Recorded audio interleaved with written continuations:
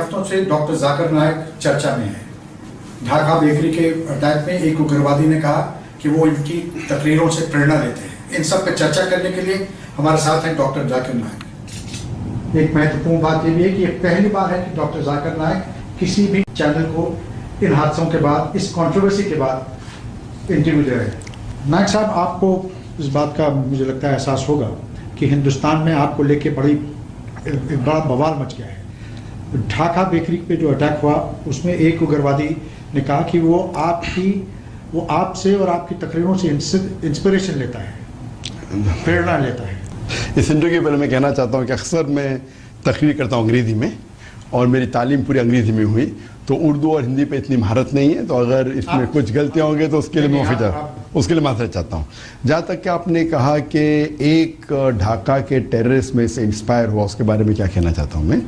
जहाँ तक कि ये एक आर्टिकल आया था, 1 जुलाई को अटैक हुआ था ढाका में, और 3 जुलाई को एक आर्टिकल आया था डेली स्टार के अंदर कि चंद टेररिस्ट आतंकवादियों ने हमला करके 20 से ज़्यादा की हत्या की। उसमें से एक आतंकवादी मेरे से इंस्पायर हुआ और ये न्यूज़ उठा के इंडियन मीडिया ने हेडलाइन जाकिर नाइक एकदम ऑलमोस्ट ऑल 95% चैनल्स के ऊपर वही था हेडलाइन, 95% न्यूज़पेपर पर हेडलाइन वो जाकिर नाइक। सडनली फिर चंद दिन बाद ये आर्टिकल आया था 4 जुलाई को, हाँ, और उसके बाद 4 जुलाई को इंडियन मीडिया ने पेश किया, 3 जुलाई को आर्टिकल आया था। 9 जुलाई को यही पेपर ने एक करेक्शन दिया कि हमने कभी भी नहीं कहा कि डॉक्टर जाकिर नाइक ने ढाका के टेररिस्ट को मासूम लोग का कत्ल करने के लिए इंस्पायर किया। हमने सिर्फ ये कहा कि वो फैन था, और ये भी कहा कि हमने जो इन्फॉर्मेशन उसमें शाया की थी कि जाकिर बैंड ने मलेशिया में, वो इन्फॉर्मेशन गलत है। आप ये कहते हैं कि ये इल्ज़ाम बेबुनियाद है? बेबुनियाद है। मेरे 2000 से ज़्यादा पब्लिक लेक्चर है, मैं 20 साल से ज़्यादा लेक्चर दे रहा हूँ। इसमें मैं हज़ारों बार कह चुका हूँ अनइक्विवोकली, अनएम्बिगुअसली, साफ अल्फाजों में कि एक भी बेगुनाह का कत्ल करना इस्लाम में हराम है। और कुरान की आयत है सूरह माइदा की सूरह नंबर 5 आयत नंबर 32 में कि अगर कोई भी इंसान एक दूसरे बेगुनाह इंसान का कत्ल करता है, चाहे मुस्लिम या गैर मुस्लिम हो, वो गोया कि ऐसे है कि सारे इंसानियत का कत्ल कर रहा है। और अगर कोई भी एक बेगुनाह को बचाता है तो वो सारे इंसानियत को बचाता है। तो मैं कैसे कह सकता हूँ, ये मीडिया जो दिखा रही है अक्सर मेजॉरिटी टाइम पे वो आउट ऑफ कॉन्टेक्स्ट है, बहुत से बार हाफ स्टेटमेंट है, और कुछ बार डॉक्टर्ड है, डॉक्टर्ड क्लिप यूट्यूब से उठा रहे। तो ये डॉक्टर्ड है जो तकरीर है, क्या ये भी डॉक्टर्ड है कि आपने ये कहा था कि अमेरिका के खिलाफ अगर आप? बिल्कुल सही डॉक्टर्ड है। पहला चीज नंबर 1, ओसामा बिन लादेन की आपने तारीफ की थी, ये भी डॉक्टर? कभी भी तारीफ नहीं किया। एक मुझे बताओ, मैं चैलेंज करता हूं, आप दिखा सकते मुझे? आप दिखा सकते हैं? आप दिखा सकते हैं मुझे? तो मेरे पास नहीं है। तो आप जब वो इल्जाम लगा रहे मुझ पे, हमारे चैनल इंडिया में तो मीडिया में चल रहा है, लेकिन आप जर्नलिस्ट है ना, पूछने के पहले तहकीक करो। कुरान की आयत है सूरह हुजुरात चैप्टर 49 वर्स नंबर 6। अगर कोई भी एक फासिक आपको कोई भी इंफॉर्मेशन देता है, उसकी तहकीक करो दूसरे तक पहुंचाने के पहले। तो ये कहना बिना तहकीक करके इस्लाम में गुनाह है। तो बुनियादी हक है। सवाल नहीं लगा रहा हूं मैं आपसे। हाँ, अभी आप सवाल पूछे, पहले इल्जाम लगा रहे थे। अभी सवाल पूछने का तरीका अलग होता है, इल्जाम लगाने का तरीका अलग होता है। आप जो जोश में सुसाइड बॉम्बर्स को कभी भी suicide bombing way innocent people are killed in terrorist attack, मैंने 1000 बार कह चुका हूं, इट इज प्रोहिबिटेड। कोई भी सुसाइड बॉम्बिंग में अगर एक भी बेगुनाह इंसान मारा जाता है, ये बड़ा गुनाह है। इस्लाम में दूसरे नंबर पे आता है, शिर्क के बाद सबसे बड़ा गुनाह शिर्क के बाद इस्लाम में है बेगुनाह का कत्ल करना, चाहे वो मुस्लिम या गैर मुस्लिम हो। ये मीडिया क्या कर रही है, आधा सेंटेंस उठा के बोलती है, पूरा सेंटेंस दिखाओ। मैं चैलेंज करता हूं तुम्हारे एक भी फेमस मीडिया को, मेरा पूरा लेक्चर दिखाओ। मैं आपसे ये कहता हूं कि मेरे अल्हम्दुलिल्लाह 20 करोड़ से ज़्यादा देखने वाले सिर्फ पीस टीवी में, पीस टीवी पे सिर्फ मुशाहिदीन है देखने वाले 20 करोड़। मेरे फेसबुक पे 14 लाख 140 लाख 1 करोड़ 40 लाख सिर्फ फैंस है। आप बोलिए अगर मैं इंस्पायर करता हूं तो कम से कम मिलियन टेररिस्ट होना चाहिए। आपको 5 या 10 नाम मिलते हैं। मैं ये कहता हूं कि मेरे तकरीर से लाखों लोग, मिलियंस ऑफ पीपल इस्लाम की तरफ आते हैं। इस्लाम की तरफ आने के बाद कई लोग दूसरे के भड़कावे स्पीच में आके इनोसेंट मुसलमान, बेगुनाह मुसलमान अट्रैक्ट हो रहे हैं। कुछ लोग मैं जानता हूं जो भड़कावे स्पीच देते हैं और बेगुनाह मुसलमानों को गुमराह करते हैं कि इस्लाम में कहा गया है कि आप गैर मुस्लिम का कत्ल करो आपको जन्नत मिलेंगी। ये बिल्कुल बेबुनियाद है। तो उनसे मुतासिर होके मैं ये नहीं कह सकता हूं कि जितने मेरे फैन हैं 100% मुझे मानते, कुछ 80% मानते, कुछ 60% मानते, कुछ 20% मानते।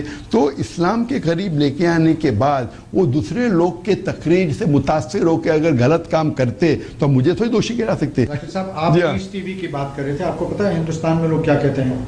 बहुत से लोग ये कहते हैं पीस टीवी की बात करते हैं और इनके भड़कावे भाषण से, मेरी बात सुनिए, इनके भड़कावे भाषण से दहशतगर्द जो हैं वो इंस्पायर्ड होते हैं। जावेद भाई, और आपकी तुलना वो प्रवीण तोगड़िया से करते हैं। एक होता है बहुत लोग कह रहे, एक लोग कहते अक्सर लोग कह रहे। बहुत और अक्सर में जमीन आसमान का। किसके लिए 10 आदमी भी बहुत होते, किसके लिए 20 आदमी भी बहुत होते। अक्सर मतलब मोर देन 50%, 50% से ज्यादा। ये मैं दावे के साथ कह सकता हूं इंडिया में 50% से ज्यादा नहीं कहते कि जाकिर दहशतगर्द है। ये मैं मानता हूं कि इंडियन मीडिया जो अभी जो ट्रायल करे बेबुनियाद, विदाउट एनी। और अगर मेरी तुलना कर रहे प्रवीण तोगड़िया से, काम कीजिए ना, आपकी आज तक पे, आपके इंडिया टुडे पे आप मेरे 1 घंटे का लेक्चर दिखाइए और प्रवीण तोगड़िया के 1 घंटे का लेक्चर दिखाइए और खाली voting low. Who is spreading hate बताइए। चैलेंज करता हूं मैं, चैलेंज करता हूं मैं आज तक को, इंडिया टुडे को, बाकी कोई भी चैनल को, क्या भड़कावी स्पीच मैं ही देता हूं? हाँ, प्रवीण तोगड़िया की आपको मैं तो देखा नहीं उसकी स्पीचेस, बाकी लोग जो बोलते दूंगा मैं आपको। आप मेरी कोई भी स्पीच चलाओ, पूरी स्पीच चलाओ 100% विदाउट एडिटिंग और फिर voting low, hashtag who is the terrorist करो। दम है तो इसको बोलते दम। प्रॉब्लम है क्या, इंडियन मीडिया, कुछ मीडिया है जो अच्छे है, कुछ मीडिया बिल्कुल है। अगर वो मीडिया अच्छी है, बहुत से जर्नलिस्ट अच्छे हैं। आप ये बताइए, आपकी बहुत सी तकरीरें हैं जिससे आप कहते हैं कि आप दोनों कम्युनिटीज़ और सारी दुनिया में डिफरेंट कम्युनिटीज़ को साथ लाने की बात, अल्हम्दुलिल्लाह। लेकिन आपकी जो तकरीरें हैं, आपका जो लबो लहजा है, आप दूसरी रिलीजन्स में, दूसरे के मजहब में क्या कमियां हैं ये खामियां दिखाते हैं। आपको लगता नहीं है दूसरों को ठेस पहुंचती होगी? आप मेरा एक भी लेक्चर दिखाओ जिसमें मैं क्या, जिसका लेक्चर का टाइटल है कि दिगर मज़हब के अंदर खामियां। मेरे जितने लेक्चर रविशंकर के साथ थे, आपने रविशंकर को बहुत बुरी लगी, आपने, वो आपके मेहमान थे, आपने उनके, वो मेरे मेहमान नहीं थे। मैं ही गया बैंगलोर उसका शहर, मैं मुंबई से बैंगलोर जाता हूं और वो कहते मैं उनका मेहमान हूं। किधर की उर्दू है, किधर की हिंदी है? मैं मुंबई में रहता था, हाँ 2006 में मैं गया बैंगलोर, तो मैं उसका मेहमान है क्या?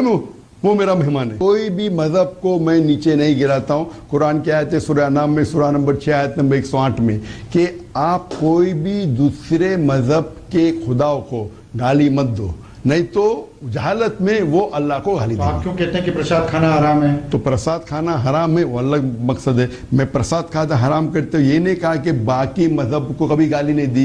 ये सवाल अगर कोई पूछता है प्रसाद खा सकते हैं क्या, नहीं सवाल पूछा गया था, तो कुरान में 4 जगह लिखा है। सूरह बकरा सूरह नंबर 2 आयत नंबर 173, सूरह माइदा सूरह नंबर 5 आयत नंबर 3, सूरह अनाम सूरह नंबर 6 वर्स नंबर 145 और सूरह नहल सूरह नंबर 16 आयत नंबर 115 में हुर्रिमत अलैकुमुल मैततु वद्दमु व लहमुल खिंज़ीर वमा उहिल्ला लिगैरिल्लाह बिही, कि आपके लिए हराम है मरा हुआ गोश्त, खून, सूअर का गोश्त और वो खाना जिसके ऊपर अल्लाह के अलावा किसी और का नाम लिया गया है। तो अल्लाह के अलावा किसी और का नाम लो, वो मुसलमान के लिए खाना हराम है। तो इसी के अगर अल्लाह के अलावा किसी और का नाम लिया गया, वो इस्लाम में खाना हराम है, तो इसमें बाकी मजहब को कहाँ मैं दोष दे रहा हूँ? अगर कोई हिंदू मुझे आके बोलता है कि मुझे भाई बीफ नहीं खाना है, गाय का गोश्त नहीं खाना है, अरे उसकी मर्जी है। अगर दूसरा इंसान कहता है कि भाई गाय के गोश्त खाने से अच्छी तंदुरुस्ती मिलती है, उसकी मर्जी है। अगर कोई इंसान कहता है कि गाय का गोश्त मैं नहीं खाऊंगा, वो थोड़ी इस्लाम को दोषी ठहरा रहा है। तो ये आप डबल स्टैंडर्ड क्यों है? डॉक्टर नाइक, आप बात कर रहे थे दहशतगर्दी की। सारी दुनिया में इस वक्त एक कोहराम मचा हुआ है। दहशतगर्दी को लेके, आईसिस और तालिबान को लेके आपका क्या नजरिया है? जहाँ तक कि दहशतगर्दी का सवाल है, मैंने हज़ारों बार कह चुका हूँ कि इस्लाम में सूरह माइदा सूरह 5 आयत नंबर 32 के आयत के हिसाब से अगर कोई भी इंसान दूसरे इंसान का कत्ल करता है, कोई भी बेगुनाह इंसान का कत्ल करता है, चाहे वो मुस्लिम या गैर मुस्लिम हो, वो गोया के सारे इंसानियत का कत्ल कर रहा है। तो बेगुनाह इंसान का कत्ल करना हराम है।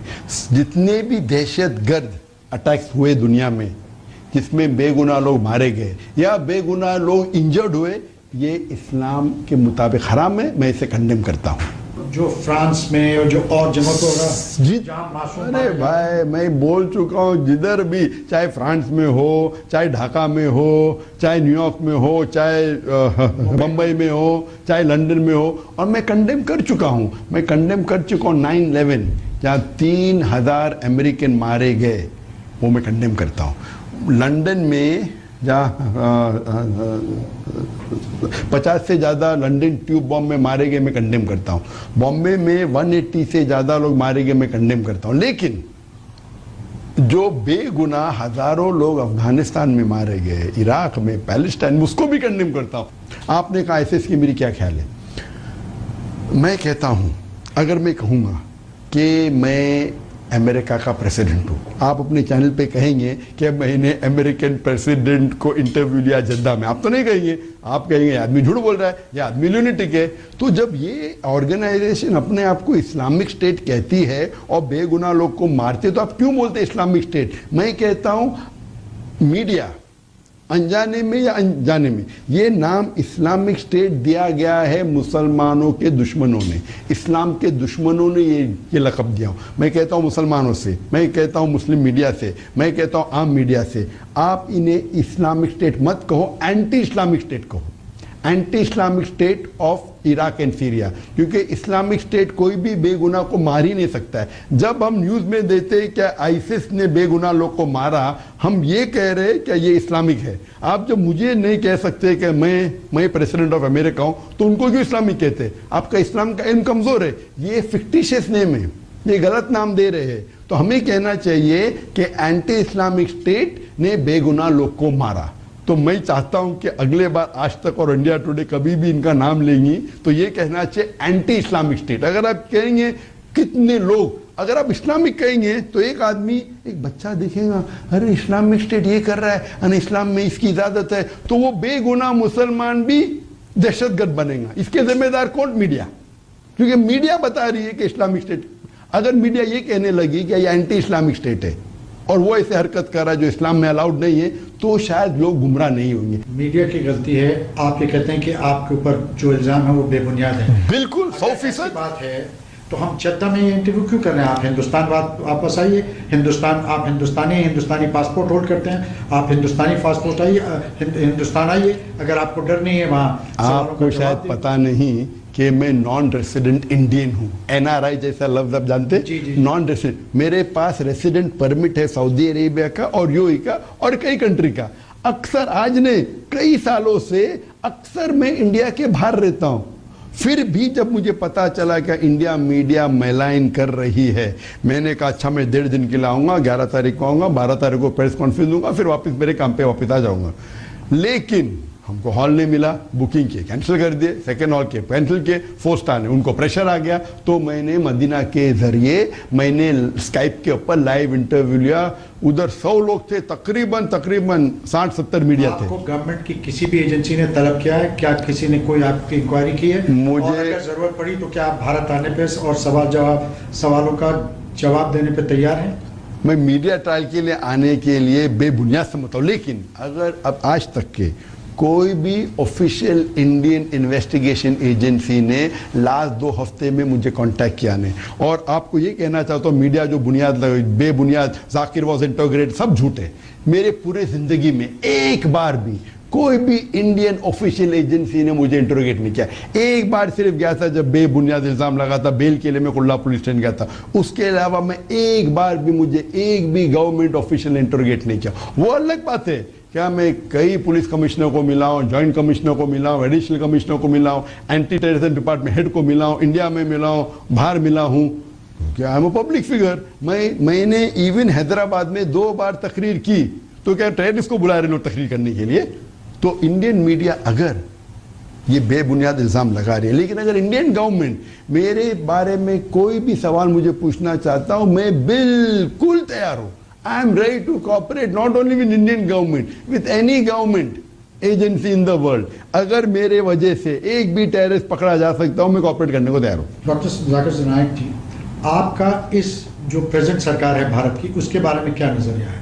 बहुतों का मानना है, पहले लोग ये मानते थे कि इनके आने से लोगों में दूरियां, ना इत्तेफाकियां बढ़ेंगी, दूरियां बढ़ेंगी। क्या आप इस राय से इत्तेफाक करते हैं? तो जहाँ तक कि पॉलिटिक्स का सवाल हो, मैं पॉलिटिशियन नहीं हूँ, लेकिन अगर मैं मुझे पूछेंगे प्रेजेंट गवर्नमेंट के बारे में, पीस टीवी ने अप्लाई किया था डाउनलिंक की परमिशन प्रीवियस गवर्नमेंट में, 2008 में, 2010 में, 2012 में, 3 बार रिजेक्ट किया गया without any reason, security reason. क्या सिक्योरिटी रीजन है? इस गवर्नमेंट, मैं कहूँगा जो पीस टीवी के ऑफिशियल्स है उनसे कहूँगा कि अभी ये प्रेजेंट गवर्नमेंट ने अप्लाई करो, मैं देखना चाहता हूँ। अगर ये प्रेजेंट गवर्नमेंट भी ऐसा करती, आज के तारीख में कई चैनल है हिंदू, कितने 20-25 कितने चैनल जानता हूँ, हिंदू चैनल है, क्रिश्चियन चैनल है, एक भी मेन स्ट्रीम मुस्लिम चैनल नहीं। क्यों? ये आपसे पूछना चाहता हूँ। खाली ये बोलना सिक्योरिटी रीजन है। मैं चैलेंज करता हूँ, एक चीज बताओ पीस टीवी के प्रोग्राम में, चाहे इंग्लिश चैनल हो, चाहे उर्दू हो, चाहे बंगला हो, चाहे चाइनीज हो, जिसके अंदर दहशतगर्दी फैला रहे, जिसके अंदर इंडिया को सिक्योरिटी प्रॉब्लम है। इतने कंट्री दुनिया में दिखा रहे, सिर्फ इंडिया को ही प्रॉब्लम है, एक कंट्री ने बैन नहीं की। अब इंडिया का प्रेशर आया तो बांग्लादेश ने बैन किया, अब भी चंद रोज पहले। इतने सैकड़ों कंट्री, 175 कंट्री से ज्यादा में पीस टीवी दिख रहा है, तो इंडियन गवर्नमेंट को क्या प्रॉब्लम है? प्रीवियस गवर्नमेंट ने रिजेक्ट किया, इस टाइम में इस गवर्नमेंट में अप्लाई, इस गवर्नमेंट में कहूंगा पीस टीवी ऑफिशियल को अप्लाई करने के लिए और देखूंगा। जहां तक के आपका सवाल है, जहां आपने पूछा था मुझे पहले क्या नरेंद्र मोदी के बारे में जी, क्या नरेंद्र मोदी के बारे में क्या राय है? जैसा मैंने कहा कि मैं पॉलिटिशियन नहीं हूँ, मैं पॉलिटिक्स के बारे में कम इल्म रखता हूँ, लेकिन जहाँ तक मैं जो कंपैरेटिव रिलीजन का स्टूडेंट हूँ, मैं तालिब इल्म हूँ, मैं ये कहना चाहता हूँ कि जितना भी मुझे इल्म है, मैं कोई भी प्राइम मिनिस्टर को, इंडिया के प्राइम मिनिस्टर को नहीं जानता हूँ जो 2 साल में इतने मुसलमान मुल्कों का दौरा किया। 2 साल के अंदर गल्फ कंट्री, 6 गल्फ कंट्री में से 3 मेन गल्फ कंट्री को मिले। He met Saudi Arabia, Qatar, UAE, Pakistan, Afghanistan, Turkey, Central Asia, इतने मुल्कों। तो अगर उनका ये मकसद है कि हम इंडिया और मुस्लिम कंट्री को करीब लेके आए, हम हिंदू और मुसलमान को करीब लेके आए, कम्युनल हमने बढ़ा, तो मैं उनके फेवर में हूँ। क्योंकि हम जानते हैं कि आज के तारीख में जो गिनती के अंदर मुसलमान नंबर 2 पे आता है, हिंदू नंबर 3 पे आता है। मुसलमान तकरीबन 1.8 बिलियन, यानी 1,800 करोड़ या 1,800 करोड़ मुसलमान पूरे दुनिया में, और हिंदू भी तकरीबन 800 करोड़ है। तो 2 सेकेंड एंड थर्ड नंबर पे प्रैक्टिस में मुसलमान सबसे वन है। अगर ये 2 कम्युनिटी को साथ में लेके आने की कोशिश है तो मैं उनके फेवर में हूँ। पॉलिटिक्स के बारे में मैं जानता नहीं हूँ, लेकिन मैं कोई भी हिंदुस्तानी प्राइम मिनिस्टर को नहीं जानता हूँ जो इतने कंट्री की और इतने कम टाइम में, पाकिस्तान, अफगानिस्तान, टर्की, और इन रेसिप्रोकेशन में किंग सलमान सऊदी अरेबिया के, उन्होंने, मैं जानता नहीं हूँ पहले कोई हिंदुस्तान के प्राइम मिनिस्टर को हाईएस्ट सिविलियन अवार्ड मिला। डॉक्टर नाइक, भारत में पहले हमें बड़ा फख्र था कि कोई भी भारतीय कभी दहशतगर्दी, आईसिस या तालिबान के पास नज़दीक नहीं जाता था। अब देखने में आ रहा है कि कुछ जो हमारे नौजवान हैं उधर उनका रुझान बढ़ रहा है। ऐसे लोगों के लिए, क्योंकि आप ये मानते हैं कि पीस टीवी करोड़ों लोग देखते हैं, ऐसे लोगों के लिए आपका क्या पैगाम है? आप क्या कहना चाहेंगे मुझे? कोई भी दहशतगर्दी ऑर्गेनाइजेशन में जुड़ना इस्लाम में हराम है। दहशतगर्दी, इस्लाम दहशतगर्दी से सैकड़ों मील दूर है। कोई भी बेगुनाह का कत्ल करना या उसको इंजर करना हराम है। लेकिन गवर्नमेंट क्या करना चाहिए, जो लोग ये दहशतगर्दी को बढ़ावा दे रहे हैं उनको पकड़ना चाहिए। इतने मुझे पांच मुल्कों ने, बड़े बड़े मुल्कों ने, सऊदी अरेबिया ने, मलेशिया ने अवार्ड, द हाईएस्ट अवार्ड, सबसे हाईएस्ट अवार्ड इस्लामिक वर्ल्ड के अंदर है King Faisal award for service of Islam. और सिर्फ 2 इंडियन को मिला है सर्विस ऑफ इस्लाम के लिए, अल्हम्दुलिल्लाह। मौलाना अली मियां नदवी जो थे माशाल्लाह बहुत माहिर इंसान थे, उसके बाद मुझे मिले इतने साल 30 साल के बाद। तो अगर इतना बड़ा अवार्ड मिला है तो इंडियन लोग को खुश होना चाहिए। मलेशिया में टोको महालिजरे अवार्ड हर साल लोकल को दिया जाता है, सिर्फ 30 साल में सिर्फ 4 इंटरनेशनल लोग को मिला है। टाइम कम है, सवाल 2-4 जरूर पूछने हैं। जी हाँ, आपने नाम सुना होगा असदुद्दीन ओवैसी और मौलाना महमूद मदनी का। असदुद्दीन ओवैसी ने इनको दोज़ख का कुत्ता करार, किनको? उन्होंने कहा कि आईएसआईएस जो है ये दोज़ख के जहन्नुम के कुत्ते हैं। मौलाना महमूद मदनी का कहना है कि ये वाजिबुल कत्ल हैं। क्या उनकी बातों से आप एग्री करते हैं? ये हराम है।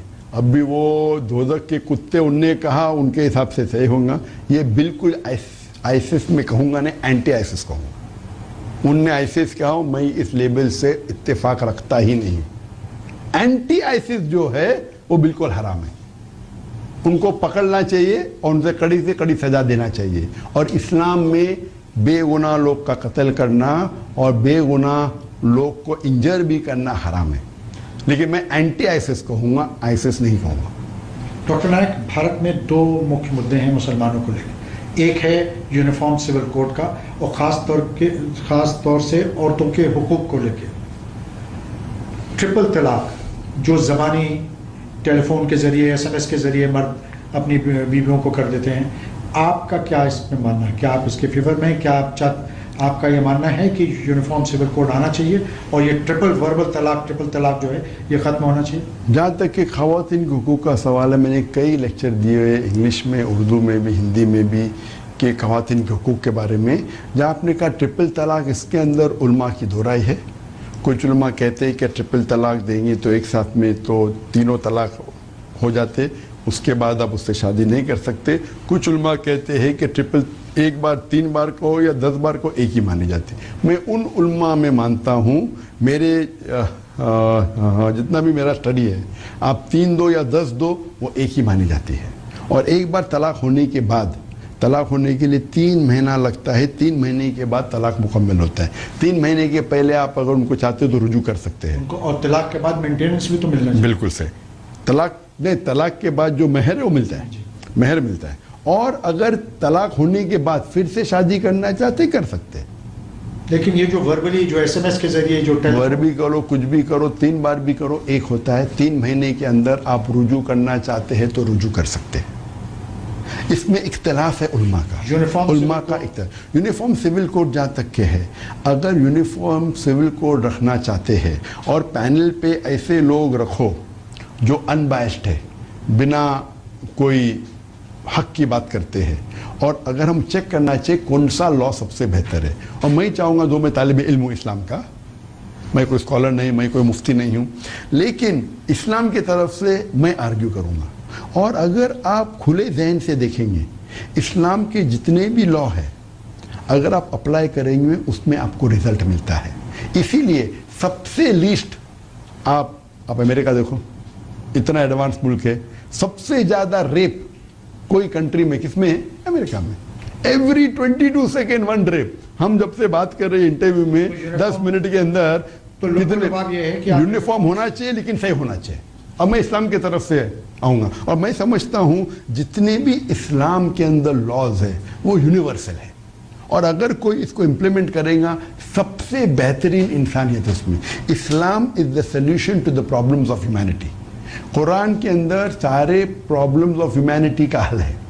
आप अगर तहकीक करेंगे जितने भी, तो मैं यूनिफॉर्म सिविल कोड के फेवर में हूँ, लेकिन हकवा खाली जिस तरीके से मीडिया ट्रायल हो रहा है 2 हफ्ते से, वैसा बनाएंगे तो बिल्कुल मैं उसके खिलाफ। आखिरी सवाल, जी हाँ, भारत कब आएंगे? कोई क्या अगले 2-4 महीने में भारत आने की संभावना? अभी मेरा जो प्लान है, पूरे लेक्चर टूर है मेरे, अभी मैं लेक्चर टूर निकलूंगा अभी चंद घंटों में, लेकिन अगर इंडियन अथॉरिटीज़ को जब भी मेरी ज़रूरत है, कोई भी पूछताछ करना है, मैं हाजिर हूँ। लेकिन मीडिया के लिए सिर्फ आने के लिए, वक्त ज़ाया करने के लिए मेरे पास वक्त नहीं। डॉक्टर जाकिर नायक, आपने वक्त निकाला, जद्दा में आज तक से बात की, इसके लिए बहुत बहुत शुक्रिया। शुक्रिया। तो ये थे डॉक्टर जाकिर नायक। इनका ये मानना है कि इन पे जो इल्ज़ाम लगाए गए हैं वो बेबुनियाद हैं, और इन्होंने अपनी तरफ से बड़ी बेबाकी से उनका जवाब दिया।